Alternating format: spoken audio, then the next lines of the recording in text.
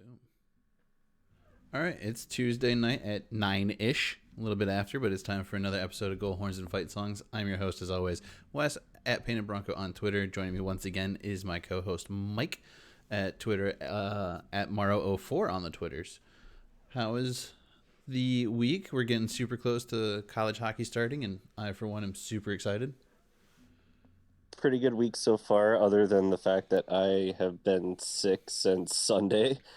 um, but the Vikings beating the Lions helped me a little bit, and then the Gophers beating Michigan State. Good weekend for Minnesota football. Yeah, I give zero cares about Michigan State and or Minnesota as far as football goes. I am also over the football season as hockey season is here and upon us, so I don't really care about football anymore. It was fun for the first couple of weeks, but hockey is where it's at, so hockey's where we're gonna go. I added a couple new jerseys to the collection, some game worn jerseys. From one of them is in the background over my shoulder, which I don't know where my finger is, right there. Little Ethan. That's kind of embarrassing that you don't know where your finger is as it's Mm, attached to your body. I know where my finger is. It wasn't on the screen. But added an Ethan Frank jersey. Picked up another Drew Warhead jersey. I think it's in the back there somewhere. So we got two of those in the collection now. And Drew is playing tonight for Detroit. He picked up an assist. Another former NCHC guy playing for the Red Wings tonight is Austin Zarnik from Miami, back when the CCHA was just a baby NCHC. So those two guys there, and Jordan Osterley is another former Bronco who is playing. Ooh, and they almost just got a wraparound goal. Oh, they did. A shorthanded wraparound goal. So it's now 6-2 for the Red Wings. Nobody cares. I care very much. And because it's, all the young guys, it's pretty cool to see how they're doing and actually get to watch a preseason game. And it's freaking hockey, Michael. But back to what we're here for. It is our final schedule run through. We also have some picks to make at the end of the show for this weekend. Like I said, we're 4 days away from the start of college hockey. And it has taken a while to get here. But boy, am I glad it's here. I am too. It's been too long. It certainly has. February, March feel like they were forever ago, especially given all the changes that have happened, both personally and as far as hockey goes. But I am glad that we are this close, and we're going to run through the Western Michigan schedule this week. And as you alluded to last week, it is a doozy of a schedule. It probably is the most unique schedule that we're going to run through. Yeah, I mean, just given the number of split series, home and away series, and then the days that these guys are playing, and like there's a few games where there's only one game, they're not playing a full series. They're in a holiday tournament. It's a bunch of back and forth. Couple weeks where they're stacked up as far as being away, and only a couple of weeks where they're here. So yeah, let's jump into it. We're starting out this weekend. The boys will make the long trip to Alaska Fairbanks, and I actually had to shoot Trevor a question about this just because I know that they used to travel to Alaska a little bit more often to play. I believe it was Fairbanks when it was still the CCHA. Well, they are playing Anchorage. But they're playing It's Anchorage not this series. I just meant the fact that they used to make this trip a little more regular. So it's been some time since they've gone out to Alaska. And while Trevor didn't play Fairbanks or Anchorage while he was here at Western, he did say that he had to make that trip in his junior days, and he actually had a coach that said to just stay up until midnight, like every night you're there for the first 3 days. And one of those days being literally the night before the game. So to try and adjust to the time schedule and everything that's going on after flying in there. Yeah, he said he was playing juniors here in Michigan, and they would take a flight from Detroit to Seattle, another flight from Seattle to Fairbanks. And once we got there, we had to bus like another hour and a half from the airport to where they were staying. So, I mean, just the ungodly travel schedule that these guys are going through. Hopefully, they're getting there a little bit earlier. He said, yeah, our coach also told us to stay up till midnight for the first 3 days we were there to let our bodies acclimate to the time change. So, Yeah, my guess is he was NAHL I don't remember where he played juniors, but my guess would be NAHL, and then they probably had to go play like the Kodiak Bears or something like that. So Yeah, yep, Michigan Warriors yeah. of the NAHL.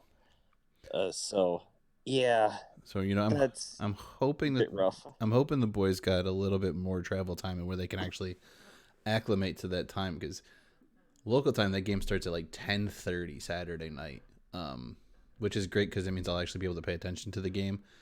For those interested, I have heard that it will be on the Alaska Anchorage YouTube channel. For those hoping to follow along with the game or watch the game, that is the only place I've seen so far that I've heard about it being played. But that weekend, that's a Saturday Sunday series, and like we've mentioned, I think every time we've done one of these schedules, it's weird that they're starting Saturday Sunday. I don't know how I feel about it. Um, it's just awkward to see it.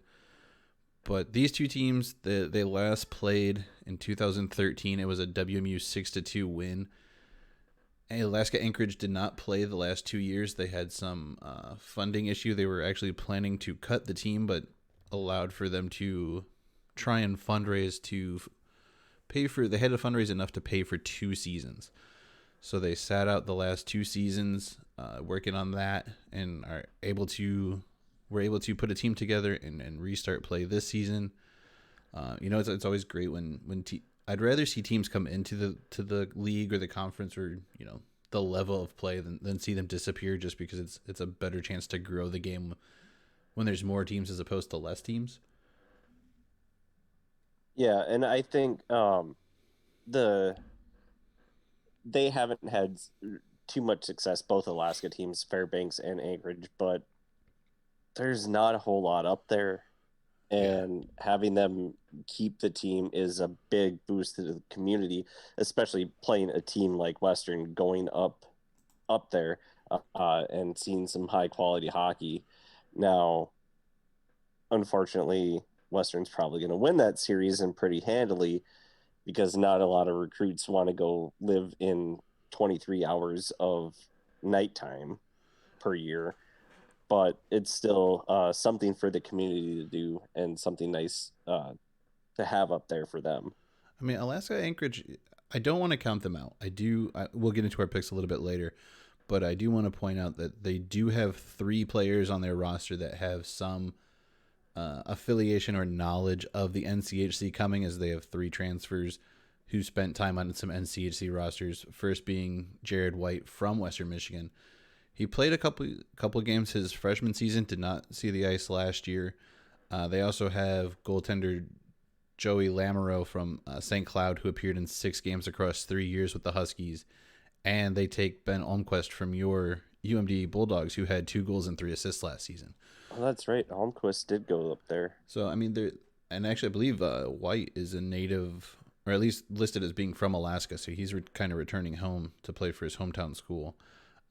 So there's some guys who understand what NCHC hockey is all about and what to expect from a team like Western coming in. But I mean, not having played or not having a cohesive team for the last couple of years, and then kind of jumping into welcoming an opponent from what has been the most dominant college conference that we've seen in a long time, and really since their inception, is going to be a tough task for those kids for sure. It really is. And with the transfers, other than White being from Alaska, you kind of wonder about their mental health. Like, why would you want to go up there? um, but it there is a little bit of experience, but the 2 years off I think is going to hurt Anchorage. And I they were a part of the WCHA back in the day when it was in its prime before the NCHC, and they just were kind of bottom feeders, and you wondered why they had a team, but at the same time, it was for the community and for the kids and the kids to get experience. And you can pull some NHLers out of Alaska. Was it Gostisbehere? I think he went to Fairbanks. Maybe. He was one of the 2 Alaska teams. Let's check real quick. I usually have it open, but I think he was Fairbanks though.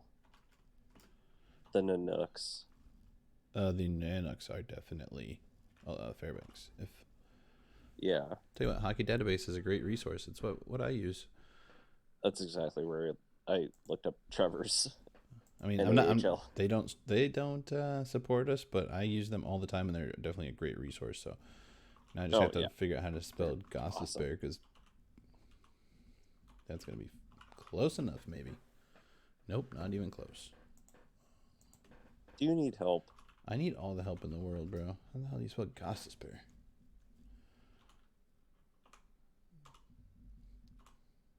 I think I got like GOST. See, the trick is you just Google him. You have to know how to spell to Google, you schmuck. That's Well, like this. maybe yours You isn't know what? smart enough. You know what that is? That's like a teacher telling you when you ask how to spell a word, they would spell dictionary. Cool. Now I know how to spell dictionary. That doesn't help me spell the word that I need to spell in order to look it up inside dictionary. Oh, he was Union. Who in the world was? Oh, was no, it was Pareko. I hate you. I'm sorry. You're a bad person. I know. I want you to feel bad too at this point. I already felt bad But starting off tonight, so it's fine. Yeah, Pareko was Fairbanks. But there are some talented players that go up and play in Alaska. It's just a matter of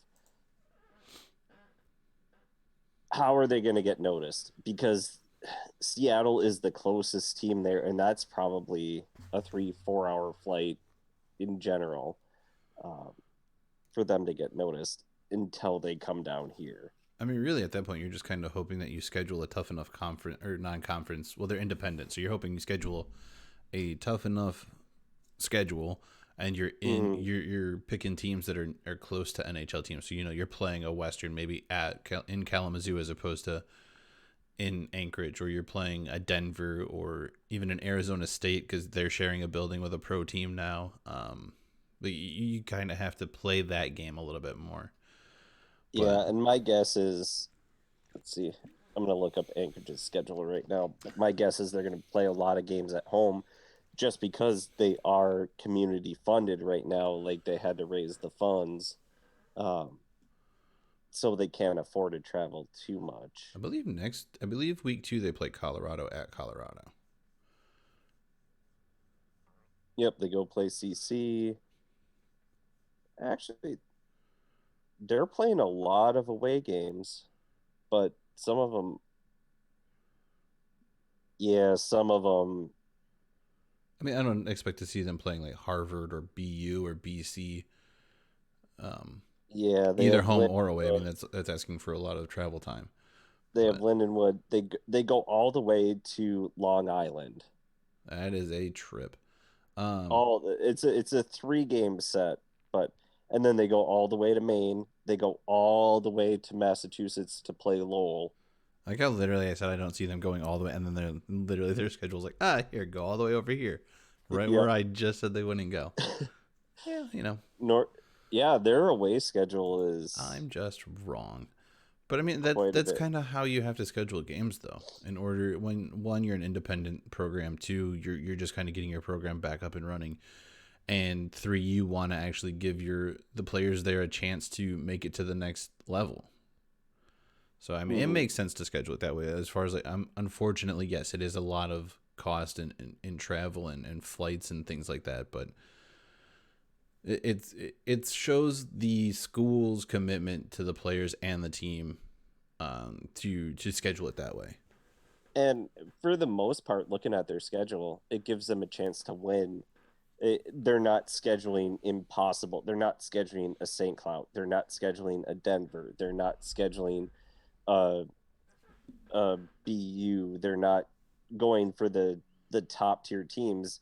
And I just threw BU in because pretty much you can just throw in the whole NCHC Yeah. 1 through 6, other than CC and um, Miami.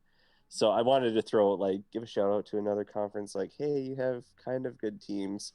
Uh, but it's going to give them a chance to have a competitive record, and then the community go back to the school and say, hey, we can compete with these teams. Don't defund us. Bring this back. Help us again because we can actually play with these teams, especially if we're an independent. And you know what? Maybe we get one of the last 16 one of the last 16 seeds, like one of the um why can't I think of the name right now? I don't know, and I don't know what you're talking about. They steal a spot in the NCAA tournament?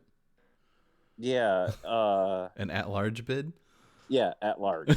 That's what it was. I have brain fog going on right now. Oh yeah, It's not Jake. good. I forgot Jake Getzel still plays for the Penguins, so there's another NCHC guy in this Wings Penguins game. Yep. But you know, let's move on to the next game because we've been stuck on Colorado or Western versus Alaska for almost 20 minutes here.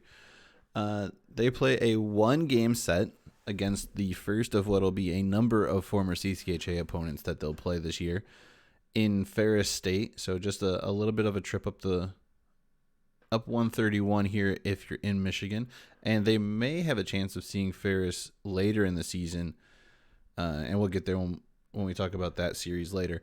But they're just playing one Saturday game that series or that weekend.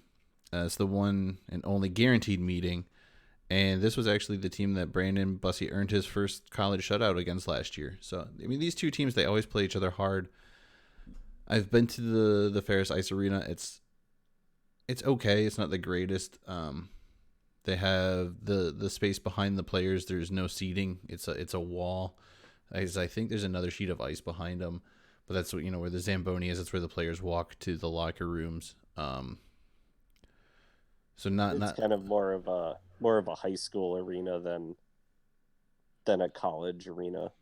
more like city civic ice arena than even a high school arena, really. Um, but it's not bad. I mean, it has a low ceiling too. There are some definitely some down spots to it. But it's a fun arena to go to. The crowd, if both teams are playing well enough, will get into the game and make for a fun atmosphere. So I would give it like a 6. If I were to rate out of 10, I would say it's a solid 6. I would go there again because it's not terribly far, but it's definitely not my favorite place I've been to. And then we see kind of this trend of weirdness kind of come to an end. But they're taking on another former CCHA opponent in Bowling Green. This is a Thursday-Friday home-and-home series. Western's kind of struggled against Bowling Green in the last few series that we've played them. Last time being in 2019. I believe I made the trip to Bowling Green for this series and then back for Western the next night. Unfortunately, Western lost both games. But I will be at the Thursday game for sure here in Kalamazoo. But I mean, this is just a weird start to the season. It's Saturday, Sunday, just a Saturday. Now we have Thursday, Friday, and it's a home and home. And I mean, that's a good almost, I think, 5-hour drive for maybe no, it's not that far. Miami's 4.5 hours. It's a little bit closer than Miami was. I think it was maybe 3 hours to Bowling Green, where Bowling Green is. And they're another place with a kind of an odd arena. Like if you're sitting on the bench side of the arena, when you go out, that's the hallway that the players use to go to their dressing rooms. So you're in the same hallway, and they kind of like block it off so the players can get to the bench and into the locker room for a few minutes at the intermissions. It's a pretty cool spot too, though.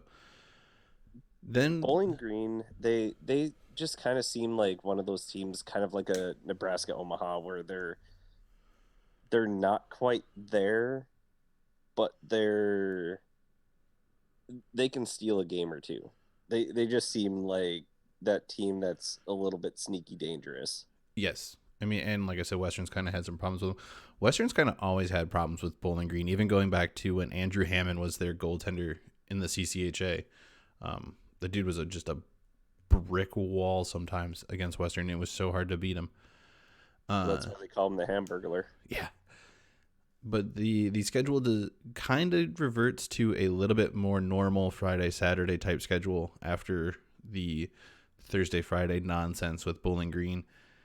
We play Notre Dame, another home and away series. This is also another former CCHA conference rival. Uh, and we saw Notre Dame be a pretty good team last year. They were able to take 4 wins away from University of Michigan, 2 in overtime, 2 in regulation, and they knocked North Dakota out of the first round in the NCAA tournament. And then before finally losing, I believe, to Minnesota State in the regional finals that they played in. So it's another team that you can't necessarily count out. And yeah, Notre Dame, they've never been a team you can count out. I do remember back in college, the UMD band was playing "In Heaven There Is No Beer," and I saw this play develop, and they kind of ruined the song for me because it was "In Heaven There Is No Aw," because you saw the play develop, and whoever their forward was wide open in the slot, and just no chance for. I think I think Miska was the goalie at the time, and he had no shot.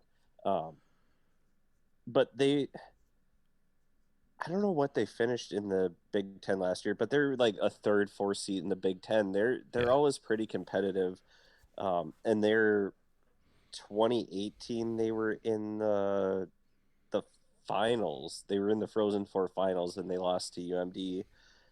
So they're a solid program and a good test for Western. I do wish that at least one of these had been the other way for these home and away games. Like the Notre Dame one for sure. It's another easy drive. I think it's maybe like 2 hours south of Kalamazoo, if that. Uh, and I would have loved to have gone to that away game, but they are away Friday and home Saturday. So I will have to just follow that game on the radio or on Twitter or on, I'll find a way to at least pay attention to it for sure. The next weekend is once again another former CCHA opponent, another home and away series. Friday, they are once again the away team. Saturday, the home team. I wish this one was reversed too, just to make up for that game that I did not get to go to last year. This series is one that every player that I've heard from, talked to about the season, or has made mention to the season has circled on their calendars because of last season. We take on the University of Michigan, and this team wants to play U of M. They are not happy that they did not get to play them in what was kind of the round robin GLI last year, and they wanted a chance. They want to make up for what was kind of considered a controversial loss here in the second game they played last year after beating them on their ice at the beginning of the season last year. It'll be interesting to see kind of what Michigan does. They lost a lot of players. They also are getting a new head coach. There was some controversy there, so whoever paid attention to that situation knows that it was a mess and a half. So it's a brand new University of Michigan team, not so much a brand new Western team as far as a good number of the guys, but there are definitely a lot of new guys. This will be Firschweiler's second year at the helm. It'll be an interesting series for sure, but I think it'll be another good, solid clash like it has been since the Big Ten and the NCHC were born. Yeah, last year Michigan they were, and I know you and I talked about it. Michigan was scared. They were scared. That was the only they were making up BS excuses, um, and I'm very interested to see what their team does this year because it was kind of that all in. We have 37 number one draft picks on our roster. We have this that we're gonna win the national championship and first one since 1928. I don't think they're gonna be as good, and they're gonna run into a Western team, especially like you said, with everybody that you've talked to. They're hungry, and they're hungry to prove that we are better than you, and we were better than you last year, and we're really better than you now because you didn't want to play us. Now you don't have your number one draft picks, and you have to play us. We're gonna beat the crap out of you. Yeah, I mean that Saturday game is not going to be fun for anyone in blue and maize for sure. Coming into Kalamazoo, the student section is going to be obnoxious. Um, I mean, not that they're not anyway, but they literally, there was a fire going and U of M dumped gasoline on it last year. they It's gonna be awful. they should probably reinforce the glass like they did for the match between Braun and Otis. It's yeah. The Then we get into a NCHC play. We have former CCHA rival, current NCHC rival, Miami coming to town. So really, like, every series to start the year is someone that we either used to play in the CCHA outside of Alaska, or someone that has been a rival for a long time in Miami. So it's honestly a grind of a schedule if you really look at like the history of all these teams and how they've played each other. How Western is riding a 6-game winning streak against Miami, and it's the 5th straight opponent with ties to the old CCHA. So it's super interesting. Plus, we have transferred goalie Kirk Larson from Miami coming to Western Michigan. So we'll kind of see how that works and develops, and if he's earned a spot in net and might play in that weekend of games. Yeah, and I think, especially when we talked about Miami's schedule, that's a tough way for Miami to start. It's not a bad way for Western to start getting into conference play with Miami, just based off of history. And yeah, there's that rivalry there, but just in recent history, how Miami's played, Western should probably have a pretty easy time. But it remains to be seen, just like when we broke down the rosters last week. There's a lot that remains to be seen, especially at this point in the season. Yeah, and I mean, there's still a lot of question marks for Western Michigan. Like I know a lot of people have pretty high hopes on who's coming in, and the talent level that we have here. But it'll be I don't want to jump the gun on anything, and it's a matter of just kind of waiting and seeing the team as a whole, seeing how everybody gels together. That I'm most interested in, and seeing the team as a team as opposed to just a group of individuals. Like that's how I kind of look at things. And this will be a good test to see how we stack up in the NCHC. I mean, I believe Miami was picked to be, I think, 7th. It was either 7th or 8th. I know that Colorado College was picked by the NCHC writers at 6. So it was either Miami or UNO were 7 and 8 or 8 and 7, however that breaks out. But I think it's a good first step to see kind of where we're at in the conference coming out of non-conference play, which will definitely tell a tale as kind of how we stack up with some of the better teams, at least on paper, in the country. And then we make a trip to St. Cloud to take on the Huskies. And Western was 2-1-1 last season. We were lost and tied in St. Cloud, but we earned the sweep here in Kalamazoo. This will be the only series between these two teams this season. And again, there's some goalie question. Both of these teams have goalie question marks, so it'll be interesting to see how the goalies match up in what I believe it's Dominic Bassey's able to do for St. Cloud coming over from Colorado College. Yeah, and I think this series it's going to be the next two series it's kind of a good measuring stick as to where Western is as opposed to the Miami series. St. Cloud, we've talked about it, we've harped on it with their goalie situation, but last week talking about their roster, they have a lot of guys coming back that have been there and been in the NCHC and have been leaders on their team. So I think it'll be tough, especially up in St. Cloud. They do have a small student section, but those fans they do love their Huskies. And it'll be interesting to see how some of these guys take to playing on the bigger ice that St. Cloud plays on. All these things, they just add up, and Western is actually going, I think, from being one of the older teams in the league or conference, whatever you want to call it. I've heard it both ways. To actually be one of the younger ones as we looked at with the rosters, just the number of freshmen and transfer students we had come in, and the small number of seniors and juniors we have on the team, as opposed to last year where we had a pretty large number of fifth-year seniors as well as regular seniors make up a pretty big and well-experienced group. But again, like we do have a pretty good experienced team coming back as far as where they finished in the NCHC, picking up a trip to Minnesota to play for the conference championship, making it to the finals there, picking up the first NCAA win in school history. So I mean, there's some, even the young guys have some unique experience that they can bring to this year and play. And we were able to split each series with UMD last year as we welcome you guys here November 18th and 19th, right before the big fun weekend that we have planned. Yeah, I think the UMD series there, that, especially looking at the rosters, that is going to be a real big test for Western, just because of all the sophomores that UMD has coming back that contributed in a big way to the team as freshmen. Uh, so I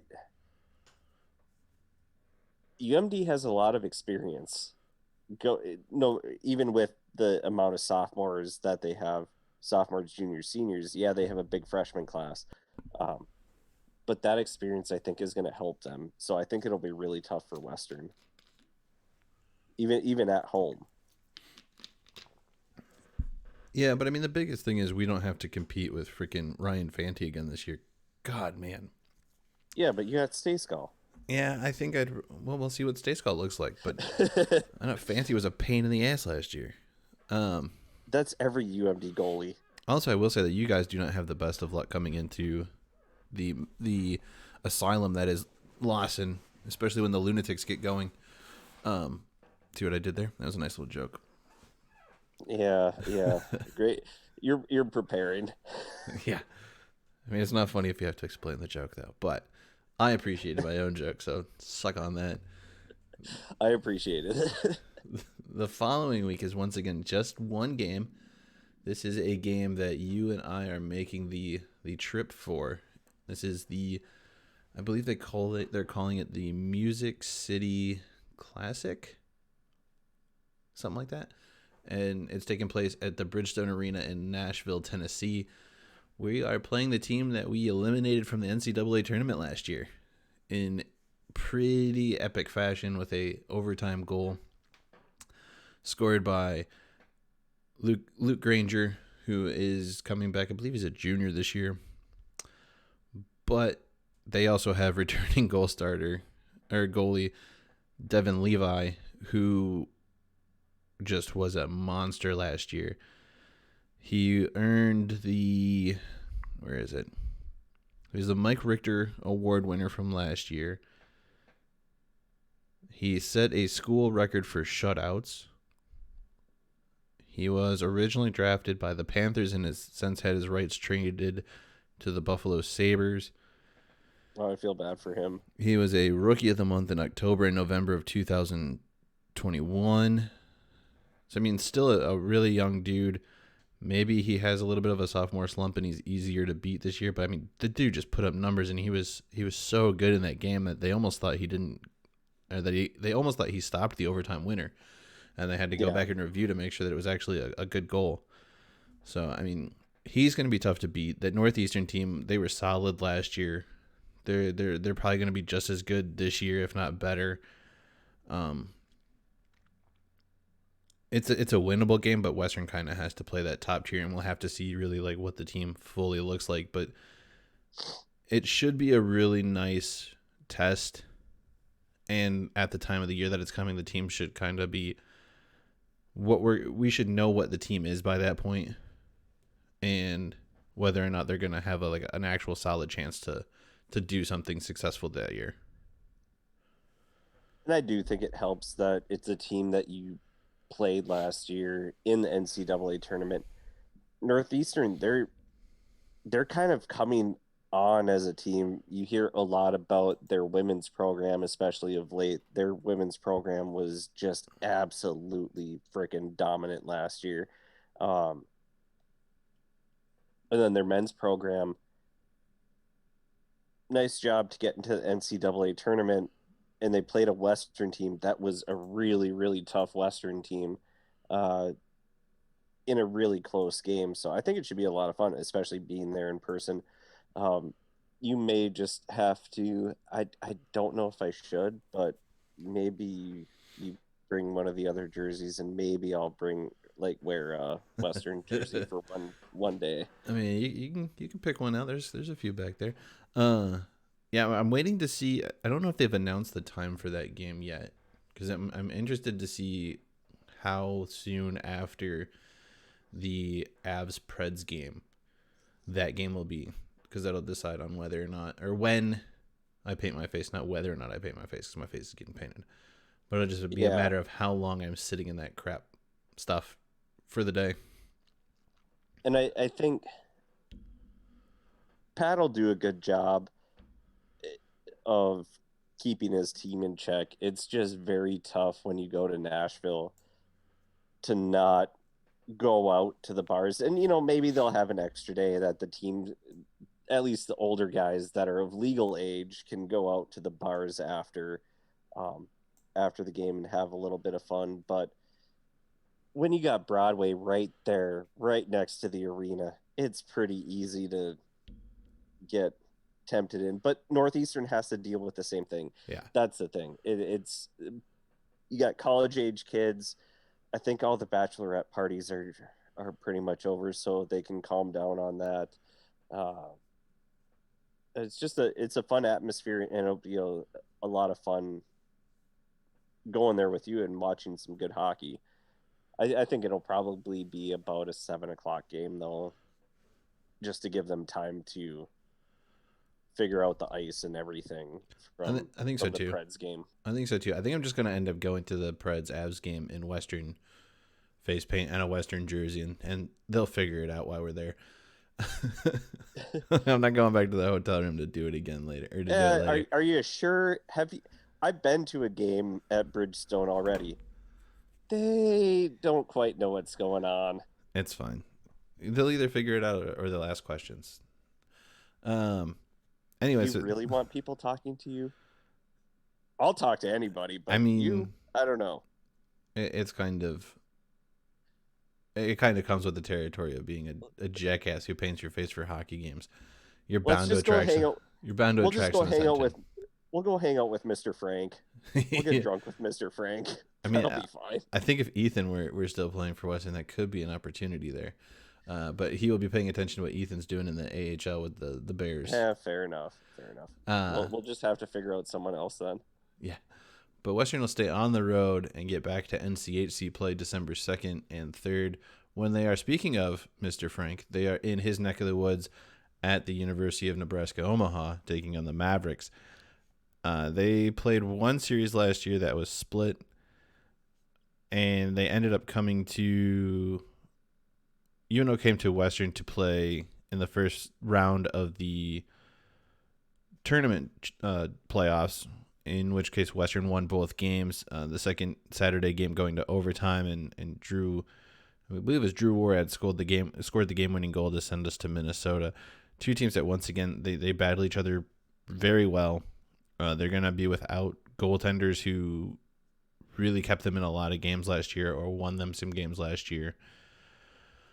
They're both losing some top scorers, but as we've seen, going through the rosters, like there's guys who are willing and ready to step up and take those spots and really kind of carry these teams to potentially more success this season.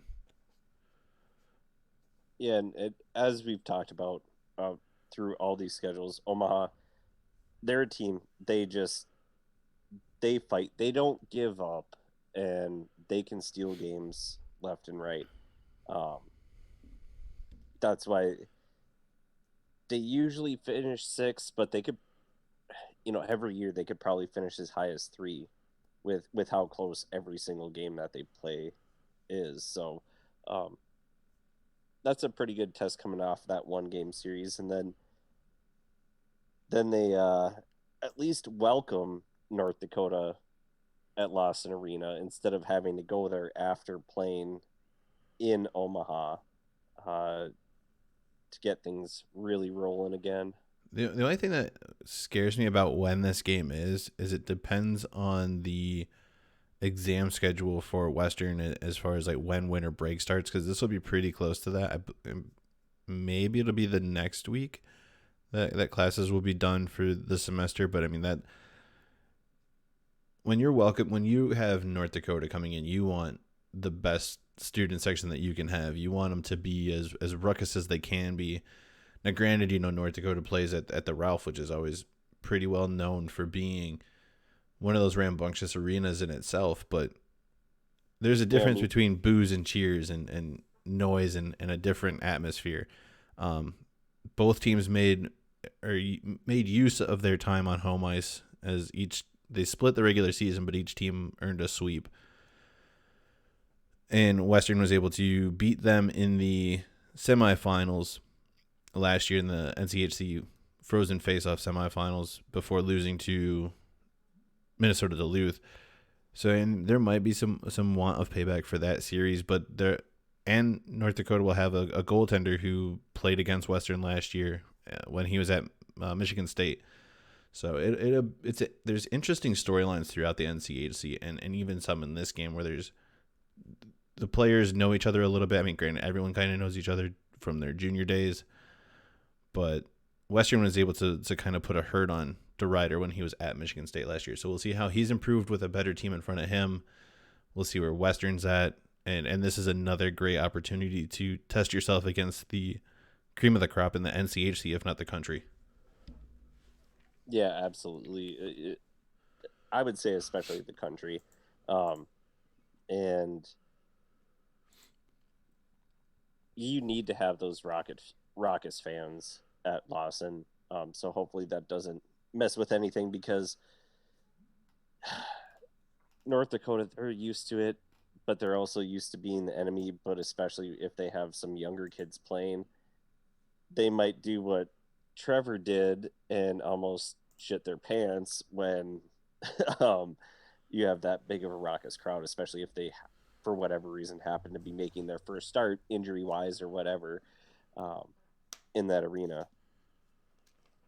Yeah, and that leads into the holiday break there. It kind of signifies the end of the first half of the season. Western will once again partake in the GLI, which, for those who aren't in the know, is the Great Lakes Invitational Tournament.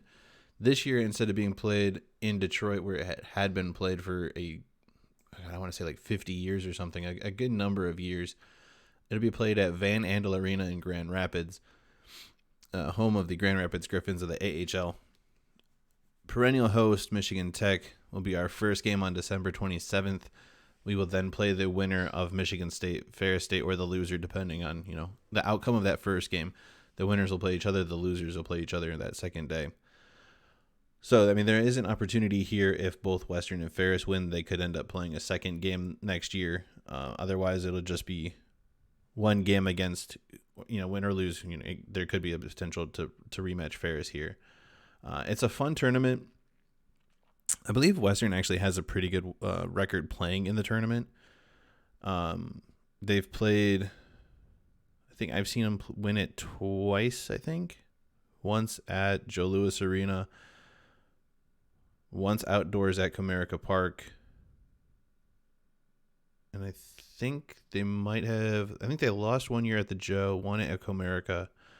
And I think they might have won it once at Little Caesars when they were invited back again. Well, hey, at least you saw a team win at Comerica. Hey, that was a fun experience. I think it's still the background of my my Twitter. I think it's the profile or the big picture on my Twitter handle. I believe is the scene from outside there on my profile. Is that the first time you've seen a Michigan team win at Comerica? No, I've seen the Tigers win at Comerica Park. You twat. Yeah, that is definitely my big background picture. Oh, yeah. That was a fun game. Actually a fun weekend of games. And then, so we end the first, oh no, we do not. Hang on. Why does it say that? That's wrong. Oh, no, we end the first half of the season against North Dakota, and then we pick right back up against North Dakota in the second half, traveling to them. Mm-hmm. So 2 straight North Dakota series in NCHC play. Yeah, that'll be fun. That'll be tons of fun. I really like that, especially because you have 2 games in between time, and I'm sure North Dakota has a game or two over the holiday season. But whatever happens in those first two games, that's going to be carried over into the second two. And that just makes for way better hockey and a lot more intense hockey. Um, Hopefully, nobody gets ejected, but that probably is going to happen, especially with North Dakota. Yeah, I mean that's God, man, they scheduled themselves so interesting. I don't know how we didn't catch that when we did the North Dakota schedule, but either way, that's gonna be fun, fun, fun, fun. I mean, those teams are just, it's always a powerhouse game series. Yeah. It's big, heavy, hard hockey. It's incredible goals. It's outstanding goaltending. Um, it's really hard to say who's going to have the lead in the goaltender wise this year. It's the best way to put it, and this exemplifies the whole NCHC, is it's blue collar hockey with unbelievable skill. Yes. That that's the best way to put it, because you see goals and saves where you're like, what in the world? But then it's that blue collar Broad Street Bullies, um, hard nosed hockey that everybody loves, just with skill put in there. Yeah. And Western will stay on the road going to Colorado College. Their first trip out west. I mean, like real far west. I don't know. I guess we can count North Dakota as out west, but It's right next to Minnesota. That's we're not out west. we're going to the elevation. We're going to the mountains. I've made this trip before. It's a pretty cool place. I haven't seen their new arena, so I might have to make another trip to Colorado Springs here at some point. But it's cool where they're at. It's a pretty cool town, and Colorado Springs is a nice spot. Western was able to sweep the single season series last year. They're currently on a 3-game winning streak against the Tigers. But as we've heard, like, this isn't a team you can underestimate. When you underestimate them, they hurt you. They've hurt Western in the playoffs. They've ended some decent runs that Western has been on in the years past, and it's just not smart to underestimate or think you're going to steamroll any team in the NCHC. And this is one of those, maybe that we play UND really, really well at UND this year, and we just fall into the Colorado trap. Like, it is a straight trap card to play Colorado College immediately after North Dakota.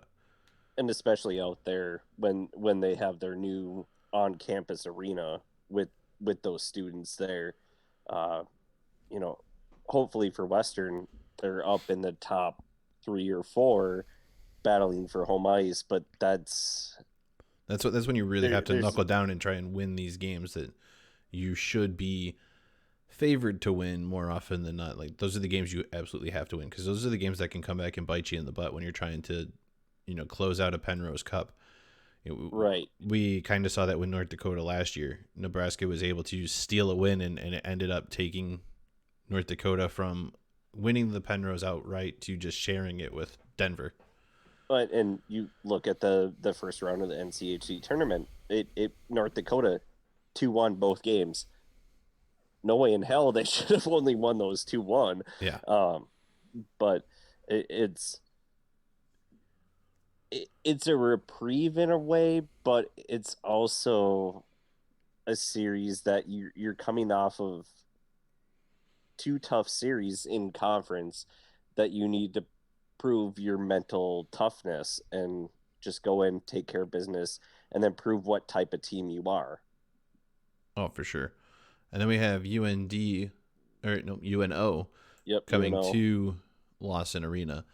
Uh, it should be just as good as the first series. These two teams, they always play each other really well. They're close games. There's really not much more to say outside of that.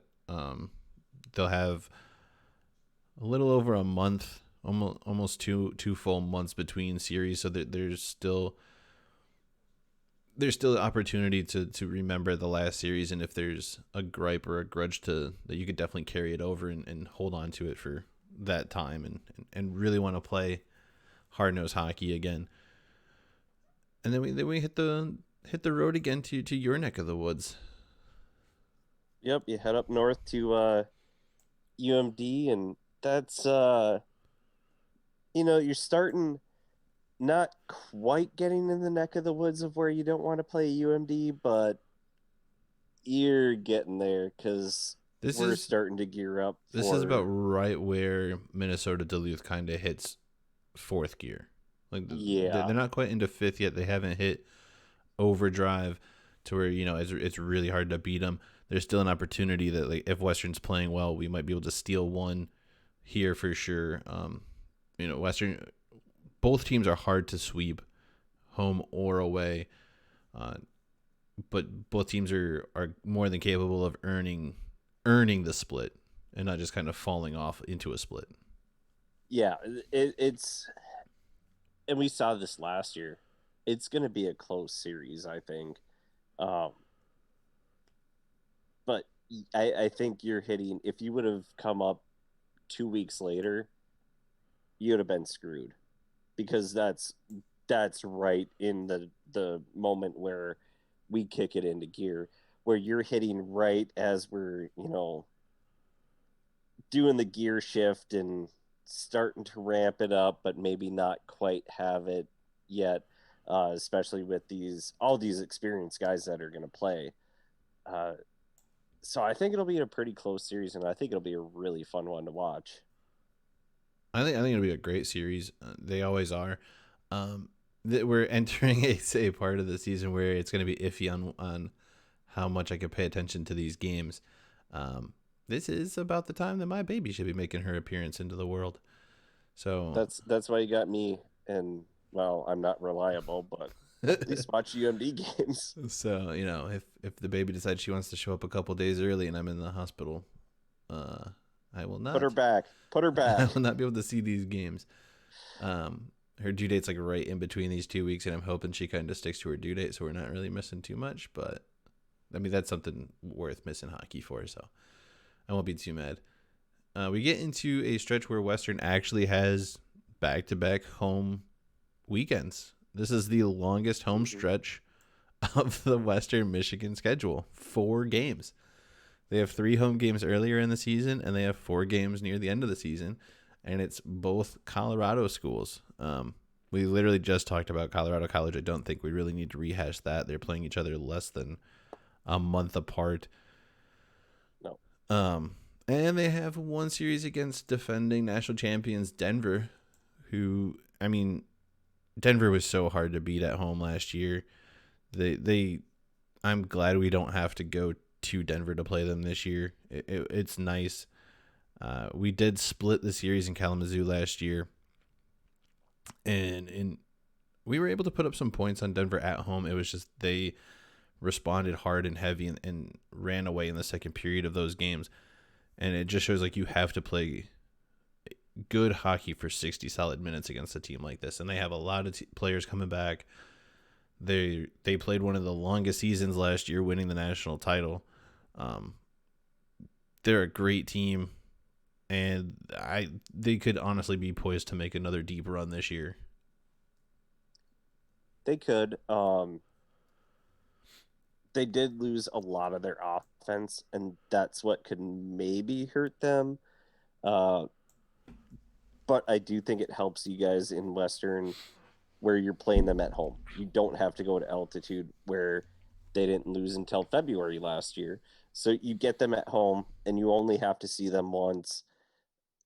That it's kind of like any sport in trying to win the conference. How much can you avoid the powerhouses? And yeah, you have UMD. Yeah, you have St.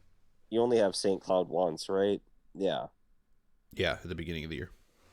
And you only have Denver once. So if UMD and North Dakota, you're avoiding two of the other top four teams. You can you could be third or second, you know, maybe first, but you're avoiding beating up on each other where your teams that ended up below you last year you can play against and pick up some points in the conference. So I think and especially at home playing Denver at home is a big advantage. Yeah, and I mean it's kind of honestly it's like the perfect season for the way the schedule is. You know, we're getting guys who are going to be able to build and earn and learn and pick up that experience before we're really playing a heavyweight conference schedule again. Yeah. Um, but at the same time, like the Western's not a team that's going to shirk any matchup, and they're probably like counting that game just as much as they're counting the Michigan game. Like all those dudes are going to hear is like, hey, the national championship team came from our conference again, and you're going to play them, and you got to outskate them and play them hard because we saw what they did last year. And yes, there's different players on the team, but we see it in sports all the time. Like it's the mindset that carries over, and you have to play with the understanding that this team's going to be just as good as the last team was, if not better. Yeah. And yeah, they have the Michigan game circled, but I'm sure they have the Denver game circled because, okay, this is the defending national champions. Let's show them that they weren't that good. They got lucky last year that they didn't have to play us. That that they got lucky against UMD, which they really did get lucky against UMD. Um, and I'm not taking away from them. It was just a lucky goal. It could have gone either way. Uh, so I think they're going to really get up for that game, and I think the student section is going to get up for that game too, and or that series, and make sure that they know, yeah, you were national champions last year, but you ain't going to be national champions this year. Even though I do think they could make a very deep run, if not win it again. Yeah, it's going to be another series where it's interesting to see just where exactly in the year that is because it could be the weekend of spring break. But if it is, like most people, you know, hopefully the students are staying Yeah, that Friday. There's a good contingent of students who pay enough attention to the hockey schedule that they may not leave until like that Sunday. So hopefully there's still a decent crowd, and if not, you know, hopefully the community can kind of pick up some of the slack, and we have a good turnout from non students. But we finished the year away this year at Miami. And that so that Denver weekend will also be our senior weekend, and then we'll go play at Miami senior weekend, March 3rd and 4th. It's going to be another good rivalry game. Miami, you know, yes, they're expected to finish kind of low in the standings, but it as we mentioned before, kind of when we were talking about Colorado College, like you have to win the games that you're expected to win, and if Western can have a team that it's able to compete the way last year's did, we might see them finish higher than I think the fifth or fourth they're picked to finish this year. Um, just because of the way the schedule shakes out, and we don't have to play kind of those tougher schools more than once. But but you got to start and finish strong, and I think that the schedule definitely leans itself to doing that, and it's just up to the guys to put their best hockey forward on the last weekend of the year. yeah. And I think at worst they, uh, man, I think at worst you probably have to play. Well, at best you probably have to play UMD or St. Cloud at home. At worst, probably have to play one of those two on the road. I don't see six. I think fifth. Um, but also, just so you know, March 6th through the 10th. So after the season, uh, the first week of the NCHC tournament, that is your spring break. Oh, good. I So did have to look that up. so as long as yeah, so that just means that the first the first round of playoffs, if it's a home series, will have Well, I ran into a that. smaller number of students. But again, like that might be something that more students stay for and watch the team play. So you know, Yeah, especially if you're like a 3 or a 2 seed, one of those, um, they'll probably stay and get up a little more. I know I ran into that when I think St. Cloud was a 3 seed and you guys were a 6 seed. I went up to St. Cloud to watch, and that student section, it was about 3 rows of kids, and I was I was disappointed, but I know UMD's the same way, and it's not a North Dakota, it's not a Western, so yeah, you might lose a lot of kids, but you're still going to have better student sections than we're going to have on that first weekend. And that'll wrap up the schedule. But we're not quite done just yet. This is the first week of games. Some are playing full series, some are playing just exhibition games. And actually, breaking news here, Brad Elliott Schlossman, the North Dakota writer, is saying that Saturday's exhibition game is on for now, but I guess UND had to cancel their media day and something else that was scheduled for tomorrow due to illness, I guess, amongst the team. All So, right, who got syphilis? so their exhibition game God dang it, North Dakota. against This is why nobody likes you. Manitoba is still scheduled, but that could be up in the air. So if you are a North Dakota fan, keep an eye on that. They might be might be canceling their exhibition game and just jumping straight into season play next weekend. So full series. Here we go. Western versus Alaska Anchorage. We talked about it earlier in the program. I think Western can sweep this series. I think Yeah. the fact that granted, maybe most of the people from Alaska did play last year somewhere. Um, but I think Western will be the favorite here, and it would be a nice way to get the year off going strong. Would be to pick up a sweep. I don't know a lot about most of the kids from Alaska other than the ones that we saw from the NCHC, and even then they kind of had limited playing time, if any. Um,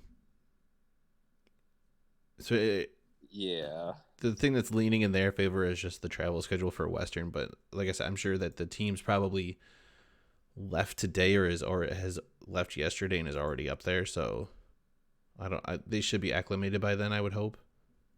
Yeah, I lean heavy in Western's favor. Just like just talent wise. Um yeah, these kids have played, but uh, and yeah, they have the time change and everything, but I just lean heavy Western on that one for both games. Pretty easy sweep, I think. The Manitoba North Dakota game, which is kind of up in the air, is a one game exhibition series. I do have North Dakota winning this. We do kind of tend to see that the American college teams more often than not kind of smoke the Canadian college teams. Yeah. And And they end up doing like their shootouts and everything afterwards, but and it's kind of a tough task to ask one of those schools to come play North Dakota. Um, Arizona State is making the trip up to Minnesota Duluth. This is a full series, no exhibition games for these two teams. I have a split possible because one, it's early in the season, but I also see a possibility of a Minnesota Duluth sweep. I don't know. I I still don't know that Arizona State is a strong team yet, and Minnesota Duluth has a ton of histories of being a great team year in and year out.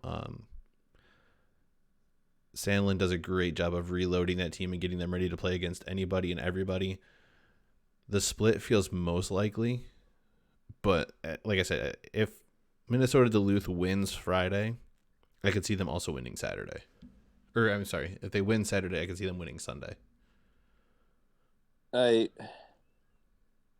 it's a non-conference matchup, and with the talent that we have coming back, especially in that sophomore class, I I lean heavily towards a sweep. Um, if it was a conference game, then I'd be like, oh well, yeah, it's a split because we just are great at splits within the conference. We apparently just want to win one game and don't want to win the other.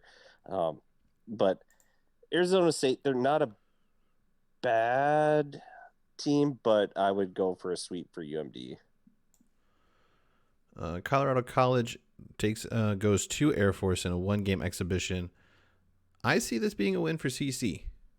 Air Force, I mean, yes, they're one of the better conditioned teams in the country. They generally have the ability to Well, they better be. steal some, yeah, steal wins and compete extremely hard. Um, I just think that CC has something to prove, even though it's an exhibition game. Like they want to come out strong and compete hard against anybody. And I could see them stealing this one, especially it maybe they let that new goaltender who played pretty well for Team USA in the World Juniors step in, and maybe he's a difference maker.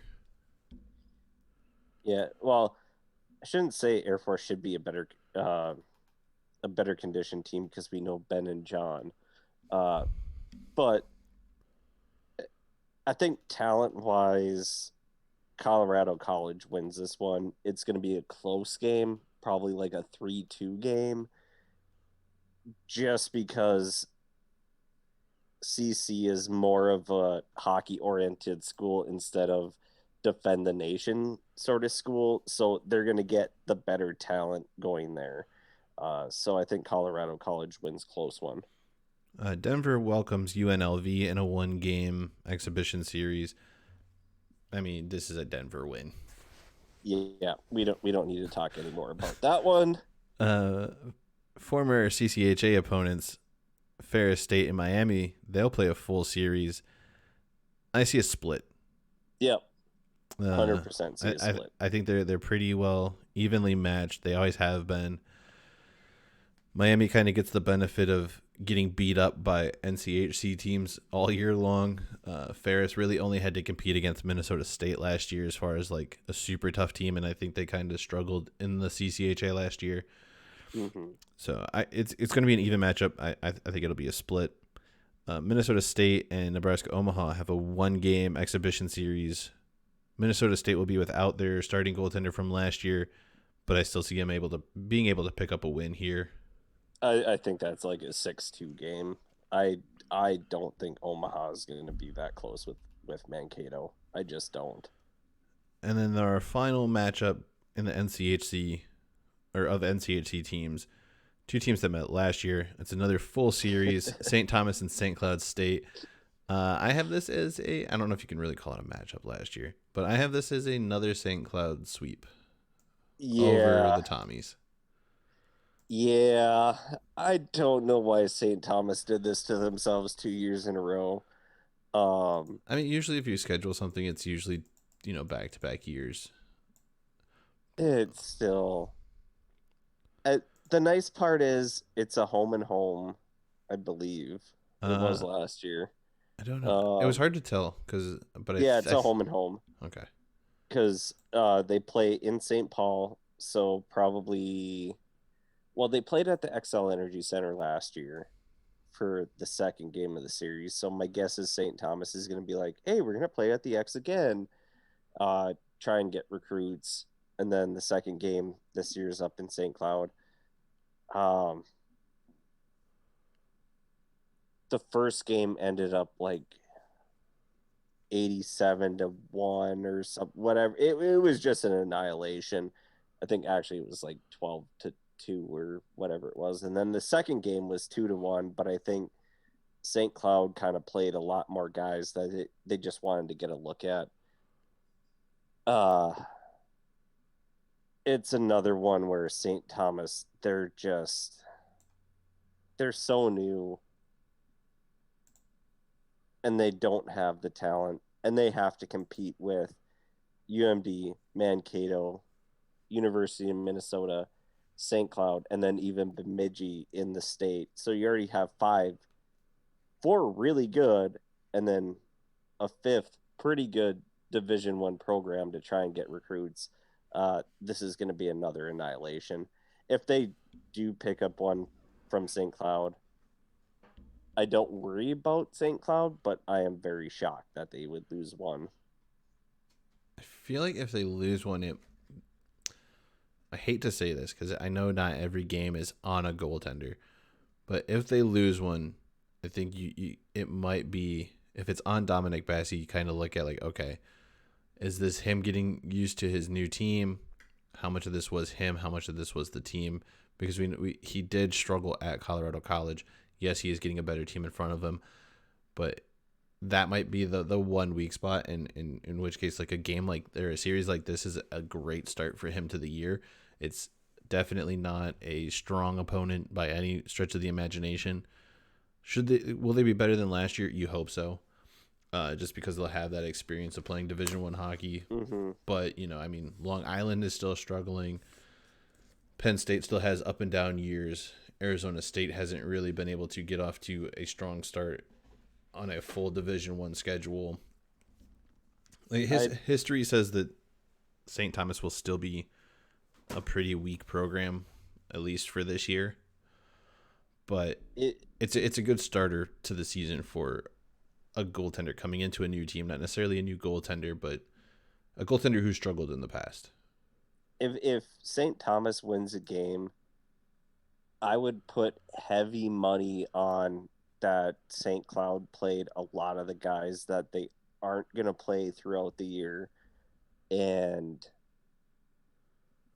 they just struggled, and they allowed a lot of good shots on Bassie.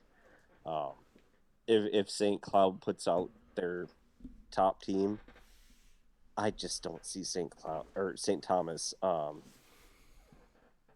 don't see them even standing a chance. They shouldn't even be on the same ice. No, I mean I completely agree. So, by those regards, I'm just saying like this is actually a pretty good startup for Dominic Bassi, who we've seen struggle in the past, and should have a much better team in front of him this year. And on that note, I think we are going to wrap it up. Next week, we'll talk about the games. Maybe next week, so it will be a little bit longer of an episode. This one was over an hour, but not super long yet. But we'll get into some games. We'll have more to talk about. We'll have a better understanding of what we have as far as teams go. We can look ahead to week 2. And we'll get into the format that we're going to have throughout the season. And once again, if you're watching this on YouTube after the fact, and you feel like it, hit the like button, hit the subscribe button. You can do the bell to get notifications when videos go up, but it's only once a week, and it's generally on Wednesdays in the morning. So there's your notification.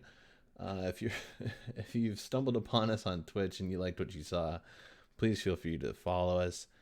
Sometimes I play video games. Most of the time I don't. We're always down to talk hockey, so hit us up on our Twitter handles. Send an email to the show. It's goalhornsandfightsongs@gmail.com. The show Twitter handle is scrolling across the bottom of the screen. If you need to know it, it's down there. I think that about covers it. Good luck to all of the former NCHC players in the professional leagues from the ECHL all the way up to the NHL who are getting a chance to play with some big league teams here during the preseason, and good luck to all the current players when the season starts, and hopefully there'll be an NCHC team battling for that national championship again. There better be. And on that note, pucks on net make good things happen, because we like hearing goal horns and singing fight songs. We'll catch you in the next one. Have a good night.